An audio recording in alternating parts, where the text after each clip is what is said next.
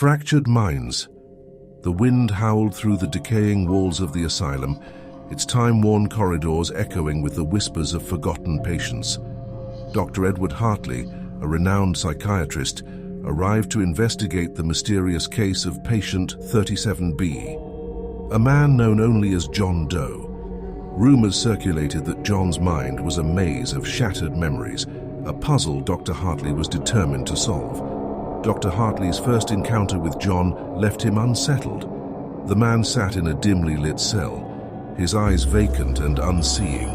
John's words tumbled out disjointed and cryptic, leaving the doctor with more questions than answers. As he delved deeper into John's case, he discovered fragments of a life marked by tragedy, a fire that had consumed John's family and left his mind shattered. With each session, Dr. Hartley attempted to piece together John's memories, guided by the man's enigmatic mutterings. As he uncovered the layers of John's psyche, he began to realize that the asylum itself was no ordinary place. The corridors seemed to shift, doors materialized out of thin air, and the walls whispered secrets that only John seemed to understand. The doctor's obsession with John's case consumed him, blurring the line between his professional duties and personal curiosity. Night after night, he pored over John's medical records and diaries, desperate to unlock the truth hidden within the fractured recesses of his mind. But the more he learned, the more he realized that the asylum held its own dark secrets. As Dr. Hartley spent more time within the asylum's walls, his own sanity began to unravel. He heard echoes of his own thoughts in the whispers that filled the corridors, and shadows seemed to dance at the corners of his vision.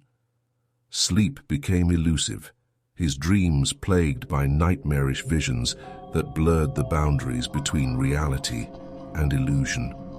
One night, as Dr. Hartley delved deeper into John's past, he uncovered a chilling revelation. John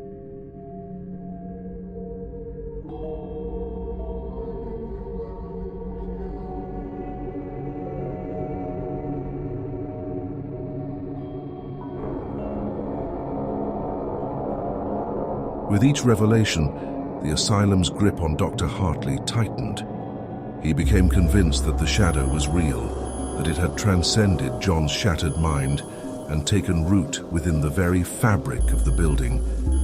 He felt its tendrils creeping into his thoughts, urging him to embrace the darkness that had consumed John. As the lines between reality and illusion blurred, Dr. Hartley's desperation grew.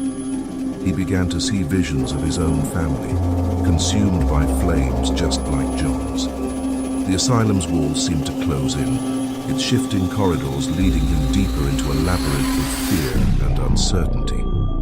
He questioned his own identity, unsure if he was truly Dr. Hartley or merely a fragment of John's fractured mind. In a final confrontation with John, the truth was revealed. The shadow was an embodiment of their shared trauma, a malevolent force born from the pain they both carried.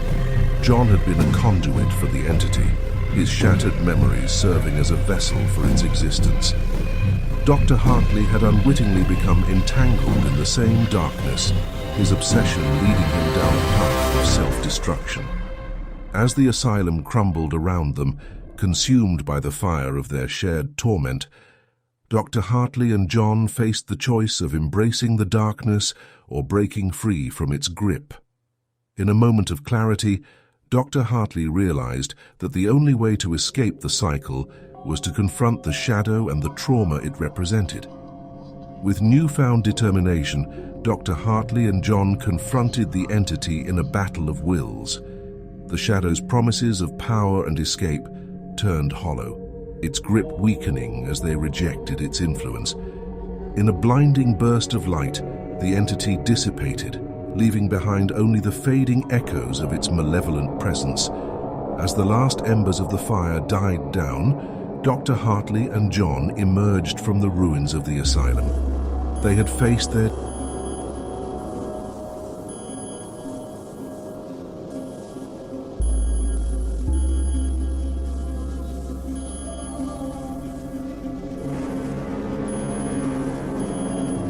In the aftermath, the asylum lay in ruins, its secrets buried beneath the rubble.